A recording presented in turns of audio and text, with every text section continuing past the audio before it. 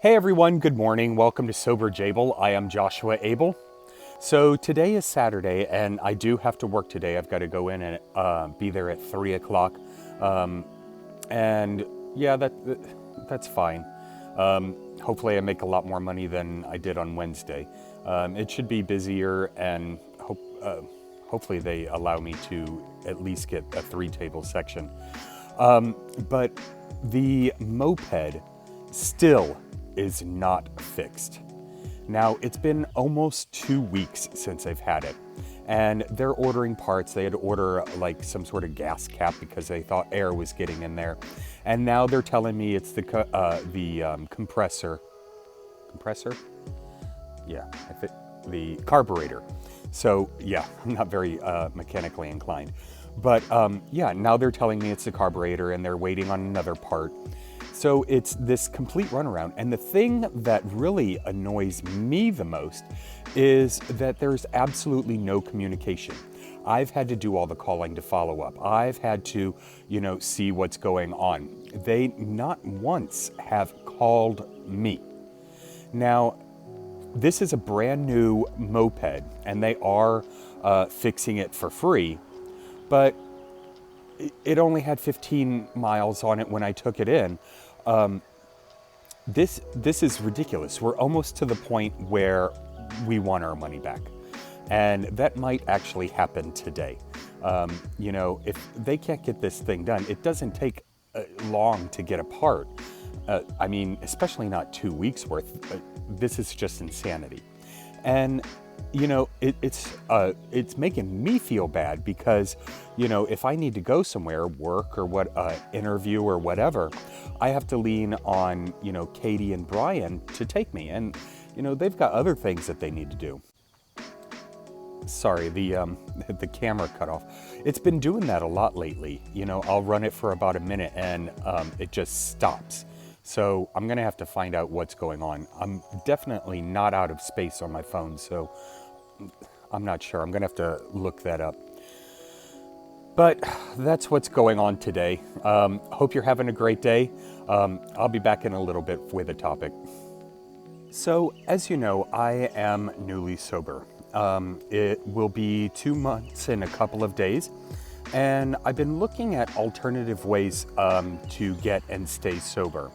And, in the past, when I've attempted this, I would hit my rock bottom at the time, and then I would run to AA and, be all in about going to meetings, getting a sponsor, working the 12 steps, which I've yet to accomplish, and, feel like I'm good, and then go back out. AA did provide me with a 2-year stint, and then each time I chose to go out. Again, I felt that I was good, I could handle it. I started in moderation, and then it just kind of escalated from there. But in my research, I've actually found that there are several different ways that one can get sober. One of the ways that one can get sober is white-knuckling it. So this is where you actually lean on your willpower and nothing else. It's probably one of the hardest ways that I have found to get sober. I've tried this with drinking, I've tried it with smoking. Without some sort of support system, I don't find it very successful.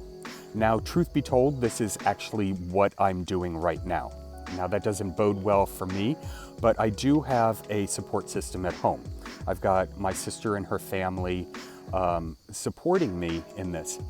And the reason that I'm able to do that is because I don't have any transportation, so I can't go out and get any alcohol, and I don't have any money. So I really don't have a choice not to drink. But I definitely wouldn't recommend white-knuckling it if you can find another alternative. Another way that one can get sober and stay sober is rehab. Now, there are 2 types of rehab. You have an inpatient and an outpatient. Inpatient, a person would go to a facility. It's a safe house where there's no drugs or alcohol, and you're under the care of a medical or therapy professional. They treat both the body and the mind for the addiction. They teach you about yourself. You go through therapy, so you're talking about past experiences and, you know, really getting it out there. And within these walls, you develop a support system and people you can lean on. Now, outpatient offers the same strategies, but the person is living on the outside. So they're living in their home or wherever they are. They have the freedom to go to work, visit friends, and everything else that, you know, a quote-unquote normal person is able to do. I've actually considered outpatient therapy in the past, but I've never actually gone through it. I have met several people who have gone through in and outpatient therapy, and it seems to work. Some of them, after being inpatient, will transition to a halfway house. That's a house of a group of people who are all trying to get sober. And, you know, they all live together, they go to jobs and things like that. Another way that one can get sober is support groups. Now, I was only aware of Alcoholics Anonymous. I thought that was the only thing out there. It turns out I was wrong. Alcoholics Anonymous is based on a 12-step program, beginning with the admission of alcoholism, admitting that you're powerless over the substance. And I found it to be really helpful in knowing that I wasn't alone.